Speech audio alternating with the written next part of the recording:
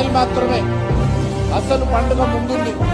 ఈ రాష్ట్రంలో ఈ దేశంలో సుమారు 1300 పైగా రైల్వే స్టేషన్స్ కొత్త మోడల్ గా డెవలప్ చేస్తా ఉన్నారు.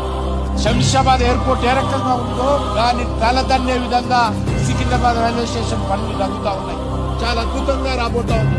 720 కోట్ల రూపాయలతో సికింద్రాబాద్ స్టేషన్ మన తెలంగాణలో మొత్తం అమృత్ భారత్ కింద 40 రైల్వే స్టేషన్స్ ఆధునీకరిస్తా ఉన్నారు. ప్రపంచంలో ఏ దేశంలో కూడా ఏకకాలంలో నూతన పద్ధతిలో 1330 పైగా రైల్వే స్టేషన్స్ నిర్మాణం జరిగినటువంటి చరిత్ర ప్రపంచంలో ఎక్కడ లేదు.